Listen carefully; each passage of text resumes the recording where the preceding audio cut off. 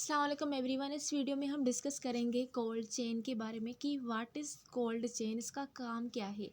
Basically cold chain एक technique है जिसमें हम वैक्सीन को उनके नॉर्मल टेम्परेचर पे मेंटेन करके रखते हैं ताकि उनकी जो पोटेंसी है वो अल्टर ना हो अनटिल जब तक हम उनको बच्चों में या फिर जिसको वैक्सीन की नीड है उनको एडमिनिस्टर ना करें।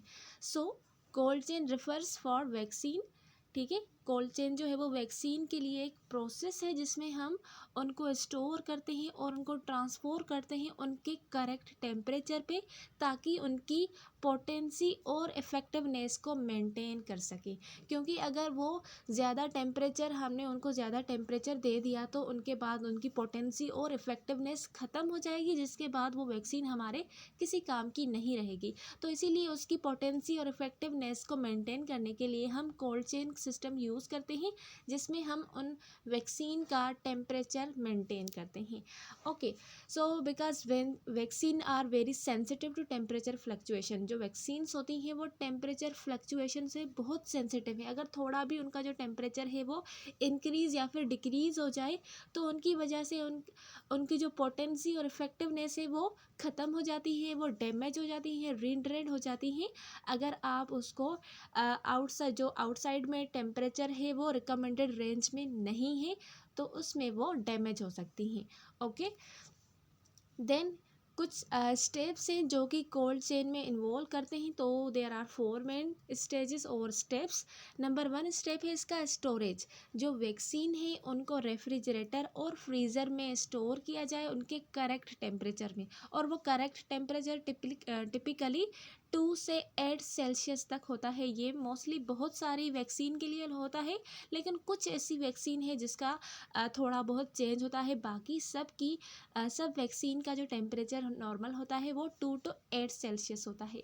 देन ट्रांसपोर्टेशन, स्टोरेज के बाद उसको हमने ट्रांसपोर्ट करना है एक सिटी से दूसरी सिटी तक या फिर एक कंट्री से दूसरी कंट्री तक। So vaccine transported in insulated container. Insulated container में कोल्ड पैक और ड्राई आइस होनी चाहिए ताकि वो उनका टेम्परेचर मेंटेन कर सके। और इंसुलेटेड कंटेनर्स वो होते हैं जिसमें ना बाहर वाली हीट अंदर आती है ना अंदर वाली हीट बाहर जाती है।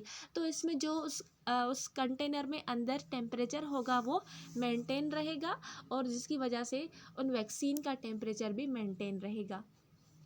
देन है handling. Vaccine are handling carefully to prevent exposure to temperature fluctuation. अब जब आपने एडमिनिस्टर करनी है वैक्सीन और आप हैंडल कर रहे हैं तो उस दौरान भी आपने वैक्सीन को केयरफुली हैंडल करना है, बिकॉज अगर थोड़ा सा भी टेम्परेचर फ्लक्चुएशन उस वैक्सीन को एक्सपोज हो रहा है तो उसकी वजह से वो डैमेज हो सकती हैं। देन मॉनिटरिंग है लास्ट। मॉनिटरिंग में आप उस डिवाइस की टेम्परेचर को मॉनिटर करेंगे। सो टेम्परेचर मॉनिटरिंग डिवाइसेस हैं जो कि यूज़ किए जाते हैं to track the temperature of vaccine during storage and transportation. Cold chain में एक टेम्परेचर मॉनिटरिंग डिवाइस लगा होता है। अगर थोड़ा भी उस एरिया का उस कंटेनर का टेम्परेचर डिक्रीज़ या फिर इंक्रीज़ होगा तो वो अलार्म करेगी, रिंग बजाएगी। तो उसकी वजह से क्या होगा, हम उसको मॉनिटर कर रहे हैं, फिर आकर हम उसका टेम्परेचर सेट करेंगे। तो ये कुछ स्टेप्स थे जो कि कोल्ड चेन में इन्वॉल्व होते हैं। ओके, तो ये मज़ीद इसके स्टेप्स हैं जिसमें सबसे पहले उसकी मैन्युफैक्चर आती है, यानी कहाँ पर वो बन रही है और वहाँ पर वो किस तरह से कोल्ड चेन सिस्टम में रखी हुई है। उसके बाद एयरपोर्ट पे आती है, बिकॉज जो वैक्सीन है वो हर कंट्री में नहीं बनती। ठीक है, तो एयरपोर्ट में भी हमने उनको अपने नॉर्मल जो टेम्परेचर है उनका उस पे ही रखना है। देन उसको सेफली वहाँ से लेके आना है अपने central store, then regional store में, देन डिस्ट्रिक्ट हॉस्पिटल जो है वहाँ पर। उसके बाद वहाँ से भी हमने सेफली उनको health centre, then dispensary, after that immunization staff को भी उसको सेफली देना है टिल हम चाइल्ड और मदर की साइड ऑफ इंजेक्शन पर वैक्सीन को ना लाएं। ओके, तो यहाँ पर आपने ये ध्यान लाजमी रखना है कि जो वैक्सीन है उसकी मैन्युफैक्चर के बाद वो किस तरह से मैन्युफैक्चर हुई है, उसका टेम्परेचर वहाँ पर भी सेट होना चाहिए। देन एयरपोर्ट में जब आप वहाँ से लेके आ रहे हैं तो वहाँ भी उनका टेम्परेचर मेंटेन होना चाहिए। उसके बाद आपने सेफली उसको ट्रांसपोर्ट करना है। उनके जो कोल्ड इंसुलेटेड कंटेनर होते हैं जो, क्योंकि हम सिटी टू सिटी तो प्लेन में नहीं आते, तो यहाँ पर हम ट्रक्स का यूज़ करते हैं जिसमें हम उन मेडिसिन को लेके आते हैं, यानी वैक्सीन को। उसके बाद आपने डिस्ट्रिक्ट लेवल पर भी उनको वैसे ही रखना है ताकि उनका जो टेम्परेचर है वो चेंज ना हो। देन मज़ीद आप जब स्टाफ नर्स को देते हैं, आपने ये कंटेनर देखा भी होगा कि जो पोलियो वाले आती हैं उनके पास ये वाला कंटेनर होता है जिसमें अंदर उनकी वैक्सीन होती है और ड्राई आइस के पैक्स होते हैं, जिसकी मदद से जो वैक्सीन का टेम्परेचर है वो मेंटेन रहता है अनटिल जो वैक्सीन है उसको आप एक बेबी में इंजेक्ट ना करें। ओके, तो ये होल प्रोसेस है कोल्ड चेन का। देन कुछ थिंग्स है आपको याद करनी चाहिए। So before vaccine reach the health care centre, अगर जो वैक्सीन पहले पहुंची, यानी जो वैक्सीन है वो अभी तक हेल्थ सेंटर केयर में पहुंची नहीं है, उससे पहले आपने क्विकली जो एयरपोर्ट है वहाँ से उसको कलेक्ट करना है। उसके बाद उसको करेक्ट टेम्परेचर पे स्टोर करना है सेंट्रल, रीजनल और डिस्ट्रिक्ट हॉस्पिटल स्टोर्स में। Then after vaccine health centre care में रीच कर गई है जब, तब आपने उसको अगेन उसको करेक्ट टेम्परेचर पे रखना है। Then carry them to immunization centre sessions and vaccine carrier with ice. उसके बाद जो इंसुलेटेड कंटेनर मैंने आपको दिखाया उसमें आपने सेफली उसको वैक्सीन्स को लेके जाना है।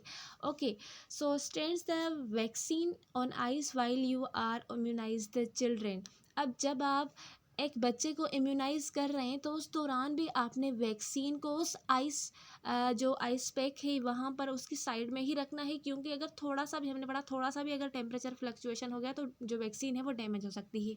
So the correct temperature to store vaccine in health care centre is between 2 to 8 degree Celsius और सेंटीग्रेड। और उसके अलावा जो एक्सेप्शन है उसमें है ओरल पोलियो वैक्सीन और मीजल्स की वैक्सीन, उनका टेम्परेचर चेंज होता है। सो इनका टेम्परेचर होता है -21 to -90 degree Celsius. Okay, so maintaining the cold chain is critical to ensure the effectiveness of safety of vaccination.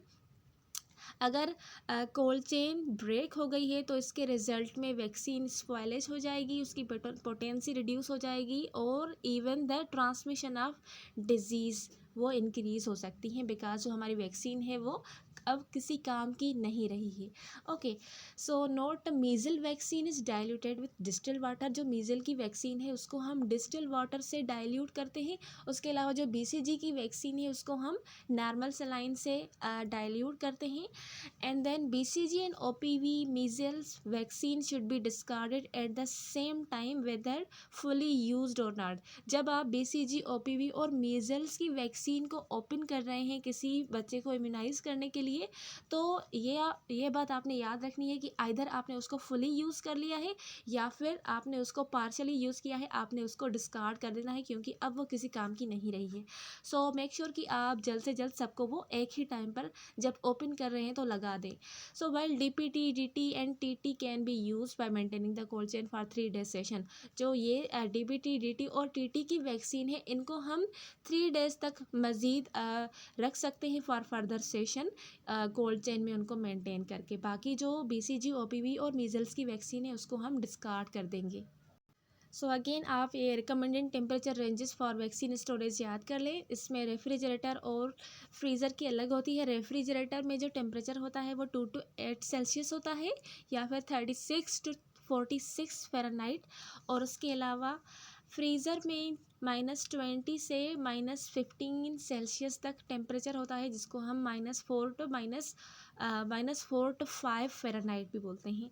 Then insulated container का जो टेम्परेचर होता है वो 2 सेल्सियस से 8 सेल्सियस तक होता है during transportation. Okay, so this was the whole concept about cold chain. I hope कि आपको क्लियर हो गया होगा। मिलते हैं अगले वीडियो में, तब तक के लिए अल्लाह हाफिज़।